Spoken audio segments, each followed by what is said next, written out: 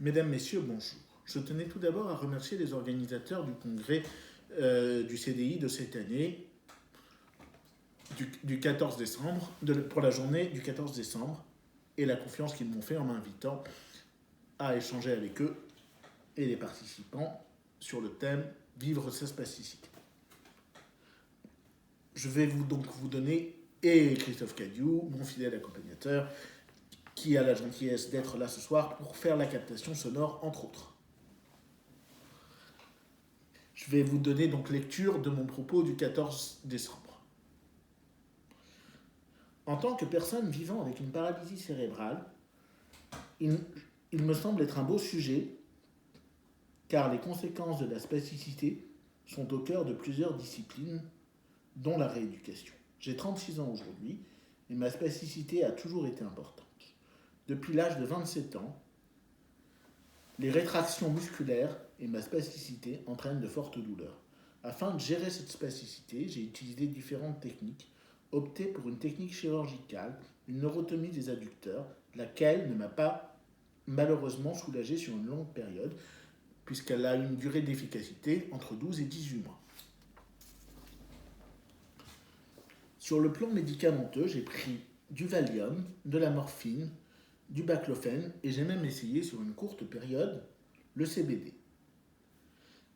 Ces différents traitements ne m'ont pas correctement soulagé dans la durée. À ce jour, je bénéficie d'injections de toxines botuliques environ tous les trimestres et de 5 séances de kinésithérapie en libéral par semaine. Les injections de toxines ont d'abord une visée antalgique. Dans les jours suivant l'injection, la douleur disparaît et cela me permet de retrouver une certaine autonomie dans la vie quotidienne. Par exemple, dans les semaines précédant l'injection, la douleur est telle que je suis incapable d'avoir un appui pour faire mes transferts. Alors que dans les jours suivant la réalisation de l'injection, j'arrive à marcher sur une centaine de mètres avec des cannes tripodes dans mon appartement. La difficulté dans mon cas est que la spasticité est à la fois une amie et une ennemie permanente. En effet, il s'agit d'une amie indispensable parce qu'elle me permet de tenir debout, que si je n'ai pas suffisamment de spasticité, je m'écroule. Mais comme j'ai commencé à l'illustrer plus haut,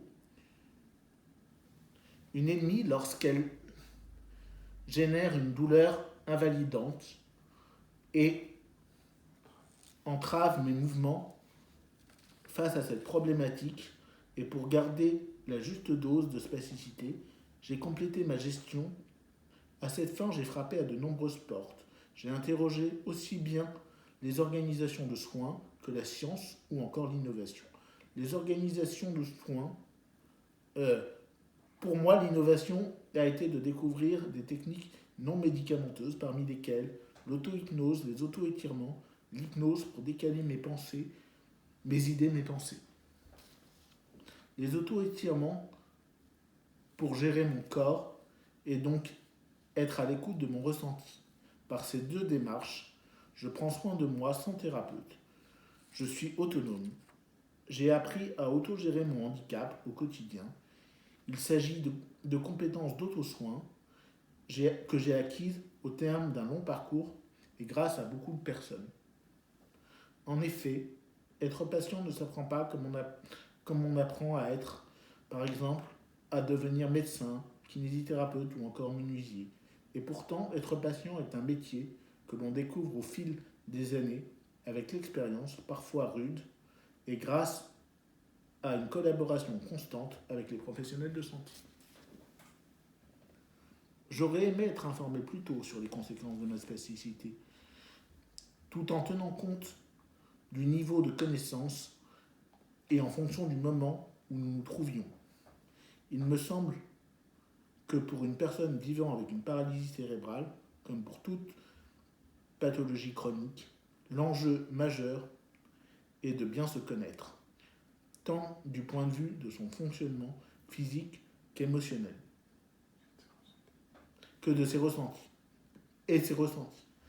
Bien connaître son handicap d'un point de vue théorique, je suis convaincu que les professionnels de santé peuvent considérablement enrichir leur pratique en écoutant le ressenti et le vécu de leurs patients. L'avenir s'inscrit dans un échange et une réciprocité entre professionnels de santé, patients et patients. Cependant, ne pas avoir été écouté par des médecins et des rééducateurs est une expérience que j'ai déjà vécue de nombreuses fois. À ce titre, j'ai notamment attendu 3 ans pour que mon kératocone ne soit pas mis sur le dos de ma paralysie cérébrale. Quel temps perdu également dans l'angoisse et l'ignorance.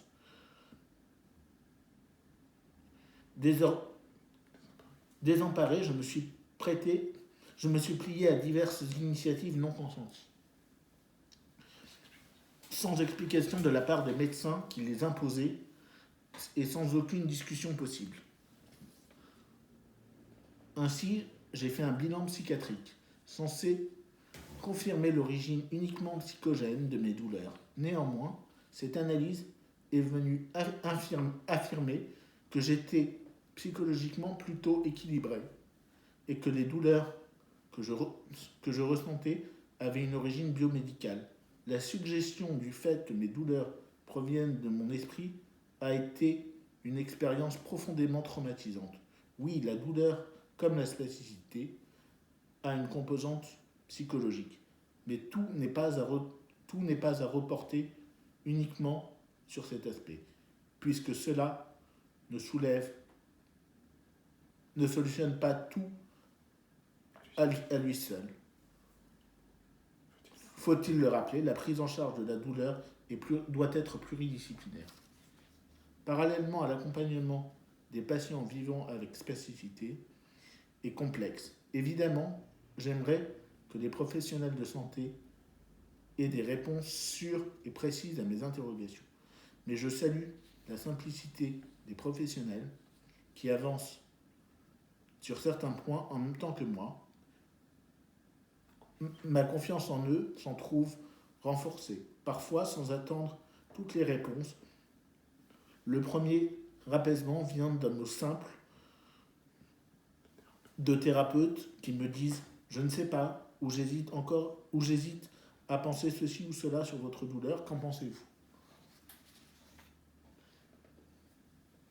Parce que je ne le dirai jamais assez, la prise en charge de la paralysie cérébrale et de la spasticité repose sur un partenariat entre les professionnels de santé, des patients et des familles pour les enfants et les adolescents.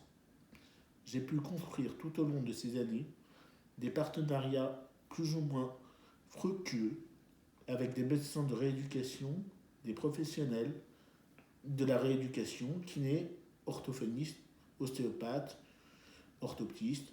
Mon médecin généraliste, celle-ci n'avait que très peu d'apports théoriques sur la paralysie cérébrale. Nous avons pu cheminer ensemble sur mon accompagnement au quotidien et faire le lien avec les autres professionnels de santé. C'est à la suite de ces différentes rencontres que je me suis formé à l'éducation thérapeutique du patient à la Sorbonne l'an dernier. À présent, j'ai plusieurs beaux projets de collaboration avec des équipes hospitalières pour avancer ensemble sur la route du partenariat et je suggère comme perspective que les professionnels de santé décalent un peu leur recherche vers le patient en parallèle de la recherche sur le muscle, le mouvement, etc. Et que le soin s'organise alors. Alors tournons-nous ensemble vers demain. À la suite de ces aventures de vie, j'arrive maintenant à faire de ces difficultés une force et je formule le souhait qu'aujourd'hui, mon propos serve tant le milieu médical que les autres patients. Par l'intermédiaire de cette prise de parole, j'ambitionne de construire conjointement l'avenir de notre milieu commun, celui de la rééducation. Je vous remercie pour votre écoute et je reste disponible dans les commentaires pour échanger si vous le souhaitez.